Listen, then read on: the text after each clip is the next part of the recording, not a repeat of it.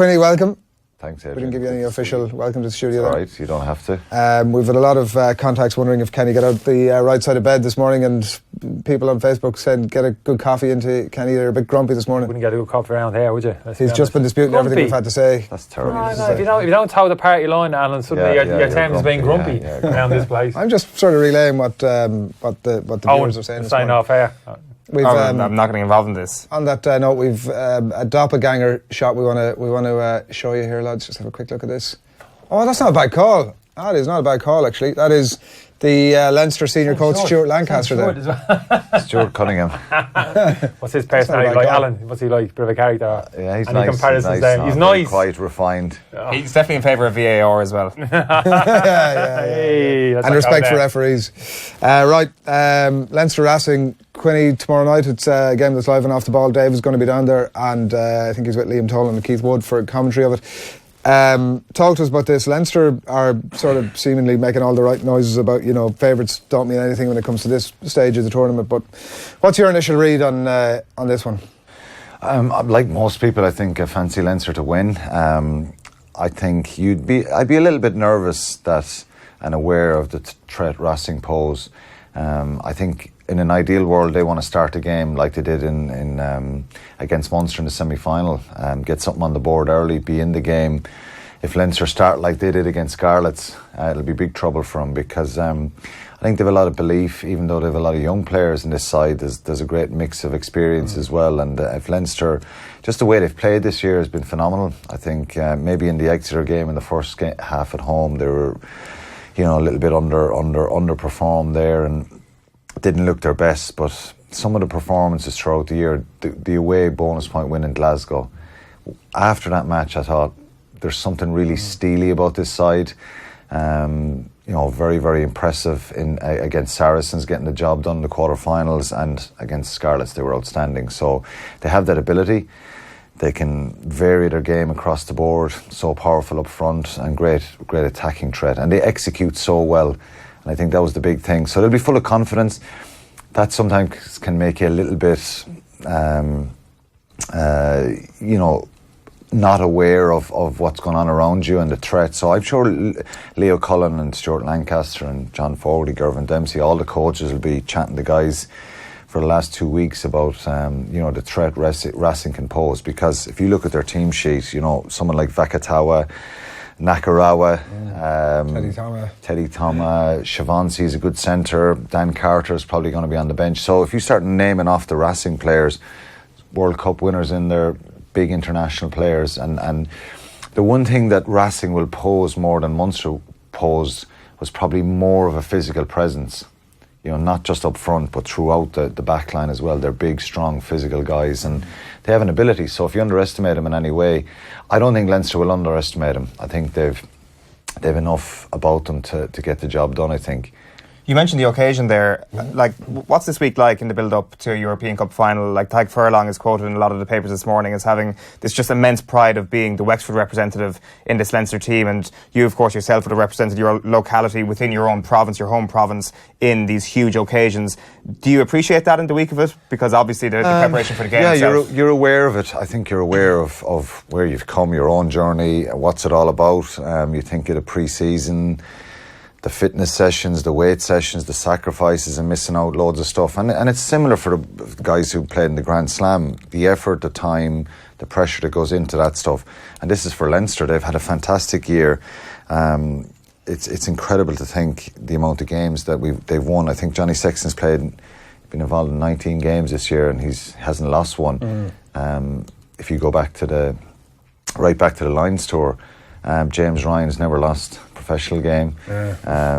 Unbelievable, isn't it? So young, and incredible. I'm envious because when I would have started, you're losing games, you're kind of learning hard lessons along the way, same as you in football. And these guys have just it's an upward trajectory throughout this season. And you maybe possibly think then that they're going to get a bit of a wallop at some stage. Something's going to go wrong. They're going to maybe underperform, but all the evidence is suggesting that they're really resilient. They have a lot of tenacity, and that they just believe every time they go out in the field they're going to win. And for Tadhg Furlong to speak about that, I can relate to that because this is why you play the game. You want to be in the big finals, and it's a special week. When we played in Heineken Cups as it was just a real sense of excitement. There'll be loads of Leinster people. It'll be packed out. It's a bit of a journey off to Bilbao, and it's a special week for that kind of complacency you're kind of alluding to it there. You would have thought the more experienced players, Alan, within the dressing room would just stamp on that. If there's even in England, someone like Johnny Sexton, that bubbling to the surface, they'll sense it, won't they? Yeah, someone like Sexton has been through the mill, and maybe learned a few hard lessons along the way. He's still won 3 Heineken Cups. This is phenomenal. They're going to equal Toulouse's record of winning 4. 4 players in that team can win their 4th medal, which is unbelievable. Only 2 other players have done that.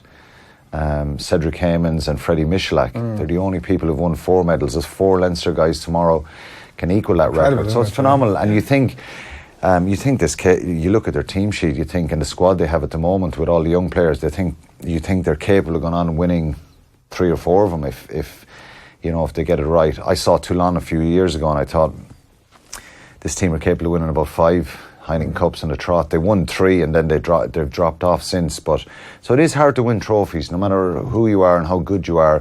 Getting the job done is tricky. So for anyone who thinks it's going to be just easy, turn up, it's going to be normal service, they might have to dug it out tomorrow. They might not even, it might not be this free-flowing performance, brilliant performance. But the most important thing for them is get the job done. You, Kenny's mentioned about complacency and the influences in the dressing room, and I mean 2 key players for either side here tomorrow. He's in the Seaway obviously on one side and Donnacha Ryan on the other, and listen to a lot of stuff that people who've played with him have said, including Joe Rokotoko just this week, saying that what an influence he's been on the squad since he's been there. Ronan OGaras, we mentioned a bit earlier, was talking in his Examiner column this morning about the way he had to try and change the culture of wrestling when he went over there. How possible, or what's the challenges for a player like Donnacha going in there? How difficult is it for one player to try and change that? Because it's a different dynamic from O'Gara. He's a coach, he can do those sort of things, but from a player's point of view, he seems to be already a really important voice in that dressing room. It's risky because when you go to France, they're a little bit more laid back. They rely more on individual talent rather than the collective unit. We would have won a Heineken Cup in 2006, and probably individually we had some world-class players for sure, but the 23 or 22 that went out that day probably weren't the best 22 in Europe. But collectively we were unbelievably tight. We had that desire, that passion, that work ethic as a group, guys doing the hard yards behind the scenes, squad players who contributed so well, and to have that kind of a scenario, that's kind of what we pride ourselves in Ireland now, in all the provinces, is that extra work ethic, that sacrifice off the field about not having the nights out, watching your diet. And that culture is still a little bit different, and any guys who've played in France or coached in France will tell you there's a frustration there about getting guys to do extra stuff, watching videos, analysing the opposition, maybe not going out on a Wednesday night for a meal and having the few glasses of wine. It seems like that was policed by the players almost more than it was by the coaches at Munster in that time. Yeah, it would have been, but it was kind of, there was a lot of us there since 96, 97 who, at the start we probably didn't believe we could win, but then we saw a little bit of a chink of light, and then we said, there was a real intrigue about how we can get better as a group. We were in that, we had a little bit of leeway as regards the expectancy and the pressure as regards winning. We weren't expected to win, but we got a little taste of it, particularly getting to that final in 2000, and then we were like, well, how do we get better? And there was just a number of guys who were really kind of intrigued and determined to find out, well, how can we train harder? How can we get better at our diet? How can we get better facilities? How can we get better coaching? And that's probably the challenge for Racing or for a lot of these French teams, to have the players be the ones that are. They have a lot of guys from all over the place, international players from all over the world. There's been a lot. I wouldn't say the French market's been flooded with players, but there's been enough of them over the past couple of years. It has been flooded with them, Kenny. But it's like a soccer team. If Chelsea come together, how do you put, when they've won the league first, how do you put all these superstars together and have that passion and desire and work ethic? Maybe there's been too many superstars and not enough of the Donnacha Ryans. Sometimes, well, a lot of the French clubs, like you hear about the massive money that some guys are on, and then you see them perform and you think, what does it mean to them? The one thing about the Irish players here, because you're literally playing for your livelihood and your job and your family, and you have that kind of sense that, well, I can't drop the ball here because someone will take my place, or I might get a contract next year. And it's kind of like incentivized to get better all the time. And, so that's kind of a mentality. Like Donncha would have went to Paris now, and I heard Joe Rockethoko speaking during the week about he's always having little meetings, he's always trying to get the forwards to watch the line-outs, because we were obsessed with line-outs and video sessions and analysing the opposition. Whereas the French, a lot of the time, we knew that, they just kind of focus on training themselves and they didn't really maybe rate the Irish players at times, and maybe that sounds harsh, but they didn't put in those extra hours. And, that's why if you get good overseas players in France into the culture, into the group, and if you get it right, they can inspire the French, who are a little bit more laid back. That's their culture a little bit. And he's brought that extra bit of intensity. His focus against Munster would have been how they play, line-outs, who's making the calls, body language of guys, little details that maybe they wouldn't have gone off individually on their own, checking out, and it makes a difference then, So he'll look at Leinster tomorrow, and, he'll have all that French pack tomorrow, really knowing the Leinster pack inside out. Step off left foot, holding right hand, fend with left hand, all those little details that he'll really try to break it down. And I think, it's not the French way. And in fairness, they've probably proven over the years when they get on the front foot and play rugby, they're probably as good as anyone, as good as New Zealand, and they've proven that. But the way the game has gone now, those minute details make a big difference. And that's something Donncha would have been really, really precise on all the time. And he would have learned from the likes of Paul O'Connell, who Paul was always just so good at watching the opposition, analysing his own game as well. How can he get better at his height into rucks, passing ability, all that kind of stuff. So Donncha is naturally kind of has that desire. Argument now, Alan, this argument of, and you hear a lot of in different sports in terms of let them worry about us, let's not worry too much about it. It's been almost a negative kind of mindset. Let them worry about us. We'll concentrate on ourselves and not take note of the strengths and weaknesses. I mean, that argument now is redundant. I cringe when I hear managers and coaches now make that argument. You see it even now in football on the weekend.